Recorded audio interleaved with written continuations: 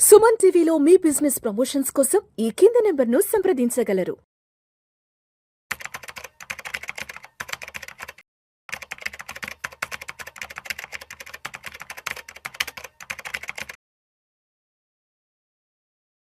నమస్తే, welcome to Vishnu talks. నేను విష్ణు. ప్రస్తుతంతో పాటు certified financial planner doctor Bachchu Anil Kumar గారు ఉన్నారు. సార్తో మాట్లాడదాం. అనిల్ గారు నమస్తే సార్. నమస్తే విష్ణు గారు. అనిల్ గారు, ఈ వీడియోలో కాస్త డీటెయిల్ గా పిఎఫ్ విత్డ్రాల్ గురించి మాట్లాడుకుందాం. సార్, ఒకప్పుడు పిఎఫ్ అమౌంట్ విత్డ్రా చేసుకోవాలి అంటే కొన్ని నెలలు, వారాలు, సంవత్సరాలు పట్టేది. ఏది మనం దరఖాస్తు చేసుకున్న రోజు నుంచి.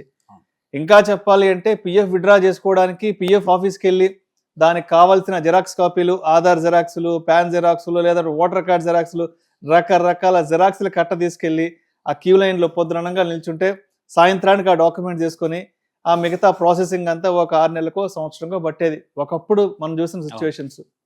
సో ఇప్పుడు ఎలా ఉంది అంటే, జస్ట్ రీసెంట్గా ఒక ఆర్టికల్ కూడా చదివాను, త్వరలో పిఎఫ్ అమౌంట్ని ఏటీఎం ద్వారా కూడా విత్డ్రా చేసుకునే సౌలభ్యాన్ని తీసుకురాబోతున్నారంటూ కూడా ఒక వార్త రావడం జరిగింది.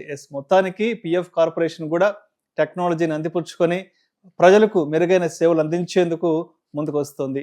సో దీనికి సంబంధించిన పూర్తి వివరాలు మన సుమన్ టీవీ ప్రేక్షకులతో పంచుకోగలరు. తప్పకుండా. సో ఫస్ట్ థింగ్ మీరు అన్నారు, ఏదైతే ఇంతకు ముందు ఉన్న పరిస్థితి ఏదో అది మోరార్లెస్ ఈపీఎఫ్ 1.0 వర్షన్లో. ఆ టైంలో ఇవన్నీ ఆఫీస్కి వెళ్ళాల్సి వచ్చేది, ఇవన్నీ చేయాల్సి వచ్చేది. దాని తర్వాత ఒక్కోసారి రిజెక్ట్ అయ్యేది, మళ్ళీ వెళ్ళాల్సి వచ్చేది. దాన్ని ఓవర్కమ్ చేయడానికి ఏంటంటే ఈపీఎఫ్ 2.0 అయితే ఎప్పుడైతే వచ్చిందో విత్డ్రాల్ ప్రాసెస్ ఆన్లైన్ చేశారు. సో ఆన్లైన్ చేశాక ఇంతకుముందు కన్నా కొంచెం ఇబ్బందులు తగ్గాయి. అట్లని చెప్పేసేసి మొత్తం ఈజీగా ఉందంటే లేదు. ఎందుకంటే మీకు ఈపీఎఫ్ వెబ్సైట్లో లాగిన్ అవ్వడం అనేది లాటరీ తగలడమే ఒక్కోసారి. అందుకే ఏంటంటే అందరూ కూడా రాత్రిపూట లేట్ నైట్ ఎర్లీ మార్నింగ్ చేసి లాగిన్ చేయాల్సి వస్తూ ఉంది.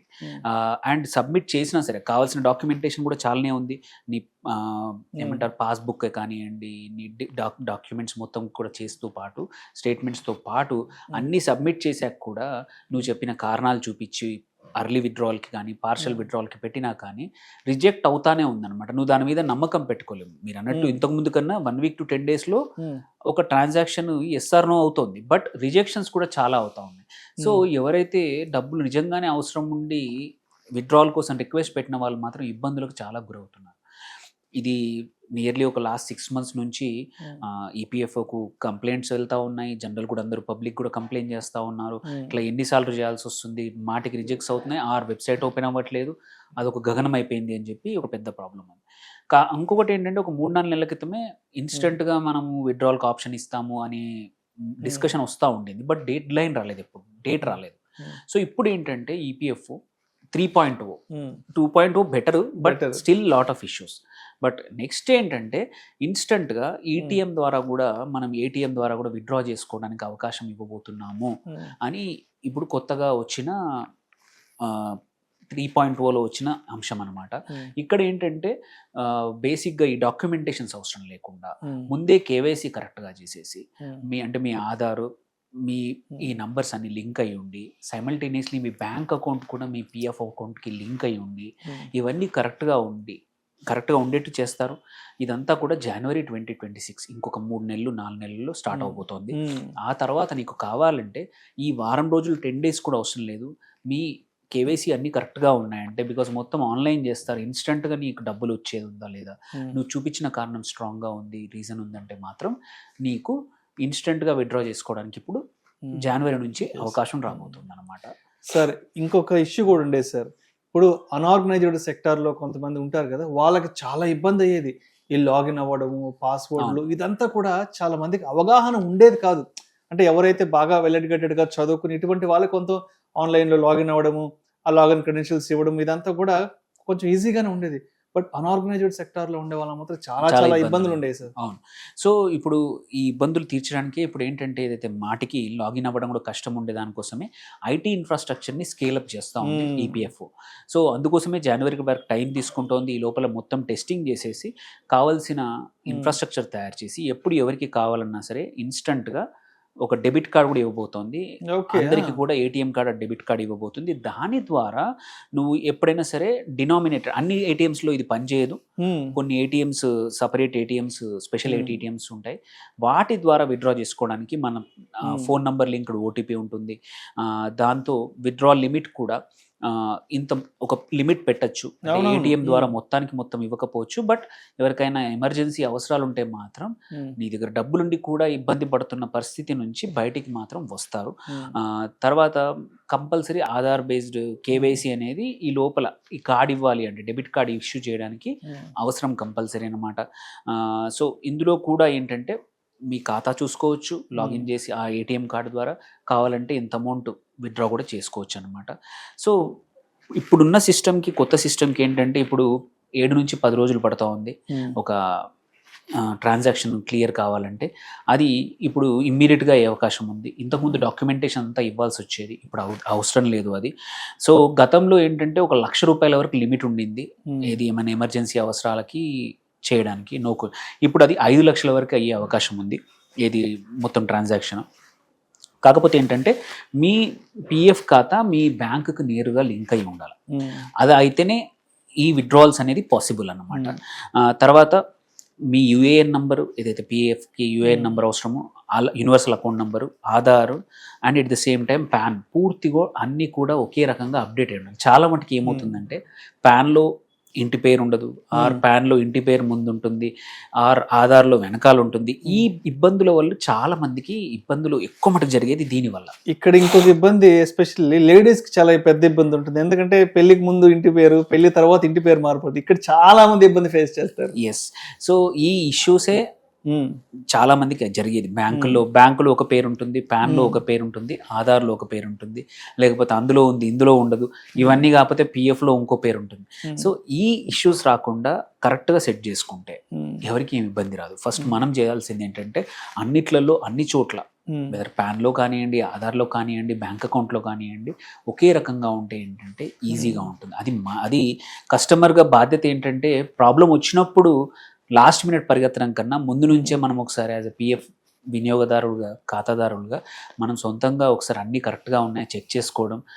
ఇప్పుడు డబ్బులు అవసరం ఉన్నా లేకపోయినా సరే, ఇదేంటంటే మీరు పిఎఫ్ విత్డ్రాల్ చేయదలుచుకోవట్లేదు, బట్ స్టిల్ ఇవన్నీ అప్డేట్ కరెక్ట్గా ఉంచుకొని కేవైసీ ఇప్పుడు వాళ్ళు నార్మ్స్ క్రియేట్ చేయబోతున్నారు, కేవైసీ కూడా చేసుకుని ఎప్పుడైనా అవసరం వచ్చినప్పుడు మాత్రం ఇన్స్టెంట్గా మనకి డబ్బులు తీసుకునే అవకాశాలు ఉంటాయి.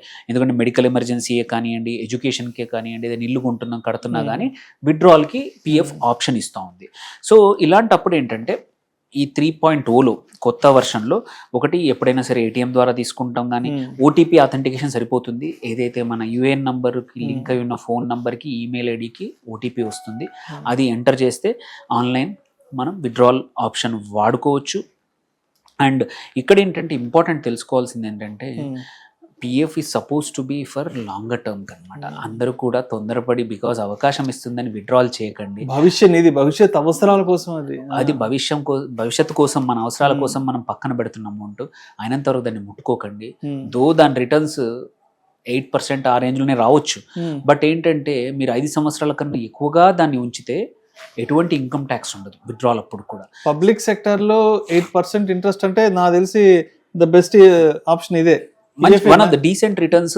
ఇప్పుడు మీరు పెద్ద ఇన్కమ్ బ్రాకెట్లో ఉంటే 30%, చిన్న ఇన్కమ్ బ్రాకెట్లో ఉన్నా సరే 10 to 20% మీకు ట్యాక్స్ ఎగ్జెంప్షన్ వస్తూ ఉంటుంది. సో ఎఫెక్టివ్లీ మీ ఇంట్రెస్ట్ రేట్ అనేది 9.5-10 వరకు వెళ్తుంది. ఎందుకంటే ఇది అండ్ అన్ని ఇన్వెస్ట్మెంట్స్ కూడా మార్కెట్ లింక్ కూడా ఉండాల్సిన అవసరం లేదు. మనం పోర్ట్ఫోలియో ఎప్పుడు ఒక 20%, 30% ఫిక్స్డ్ ఇన్కమ్ ఉండాలంటాం. ఇది కుడ్ బి మీ fixed income, PF could be మీరు కావాలంటే ఫిక్స్డ్ ఇన్కమ్ లాగా పెట్టుకొని మన పోర్ట్ఫోలియోని కాపాడుకోవాలి. లేదంటే 5 years కన్నా ముందు విత్డ్రా చేస్తే మనం కంపల్సరీ TDS కట్ అవుతుంది ఇన్కమ్ ట్యాక్స్. ఓకే, సో మళ్ళీ క్లెయిమ్ చేసుకోవాల్సి వస్తుంది. మన ఇన్కమ్ సఫిషియెంట్గా ఉందో చూపించుకొని అప్రాప్రియేట్ మన ట్యాక్స్ స్ట్రక్చర్ ఏదైతే ఉందో దాని ప్రకారం ఇంపాక్ట్ అవుతుంది. అండ్ రిటైర్మెంట్ కార్పస్ చేద్దాం అనుకున్నప్పుడు మాత్రం తగ్గిపోతుంది. అర్లీగా విత్డ్రాల్స్ ఎప్పుడు కూడా మీ రిటైర్మెంట్ కార్పస్ తగ్గించేసి మీరు మళ్ళీ సేవింగ్స్ పెంచుకోవాల్సిన అవసరం వస్తుంది పిఎం విత్డ్రాల్ చేస్తే. Don't look at as a ఏమంటారు ఎప్పుడంటప్పుడు తీసుకుని ఆ ఫండ్ లాగా చూడొద్దు పిఎఫ్ని. అదొక లాంగ్ టర్మ్ సేవింగ్స్. ఎందుకంటే ఎవరైతే అలా దాన్ని ముట్టకుండా ఉంటారో ఇన్ని సంవత్సరాల 8% కంపౌండింగ్ అయినా పర్లేదు, బట్ కంపౌండింగ్ అవుతుంది. And at the same time మీరు ముట్టుకోరు కాబట్టి ఏదైనా సరే corpus when you don't touch it, frequently withdrawal చేయకపోతే మంచిగా పెరుగుతాయి. సో ఆ కార్పస్ ఫిక్స్డ్ ఇన్కమ్ అలా పెరుగుతూ ఉంటే 25-30 years ఉంటే డీసెంట్ అమౌంట్, ఒక పెద్ద అమౌంట్ వస్తుంది రిటైర్ అయ్యేప్పుడు, విచ్ క్యాన్ బి ఏమంటారు ఒక యాన్యుటీ కోసము ఆర్ ఒక మంచి ఫండ్లో పెట్టుకొని ఎస్డబ్ల్యూపీ ద్వారా విత్డ్రా చేసుకోవచ్చు ఆ తర్వాత. సో అందుకే తొందరపడి విత్డ్రా చేయకండి, జస్ట్ బికాస్ ఈపీఎఫ్ఓ మనకు అవకాశం ఇచ్చిందని చెప్పేసేసి ఎందుకంటే అంటే అవకాశం ఉందన్నంత మాత్రాన విత్డ్రా చేయడం మాత్రం కరెక్ట్ కాదు. ఇంకా ఆలోచించండి, బట్ ఎమర్జెన్సీలో మాత్రం ఒక కొత్తగా ఇంకొక లిక్విడిటీ ఆప్షన్ మాత్రం వచ్చిందని చూడడం తప్ప. సో యాజ్ ఏ ఖాతాదారులుగా మనకు బాధ్యత ఏంటంటే కేవైసీ కరెక్ట్గా ఉందా చూసుకోవడం, మన ఆధారు, బ్యాంకులు అన్ని చోట్ల సేమ్ పేరు ఉందా లేదా, కరెక్ట్గా ఉందా లేదా అని చూసే బాధ్యత మనది. లాస్ట్ మినిట్ ప్రాబ్లం వచ్చాక ఈపీఎఫ్ఓని వాళ్ళని అక్యూజ్ చేయడం కన్నా మనం కరెక్ట్గా ఉంటే అన్ని పనులు ఈజీ అయిపోతాయండి. రైట్. సో మొత్తానికైతే 2026 జనవరి నుంచి ఫుల్ ఫ్లెడ్జ్డ్ గా సరళతరం కాబోతుంది.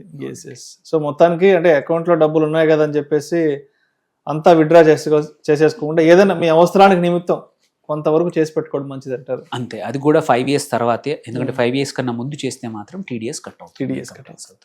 Right sir. Thank you so much.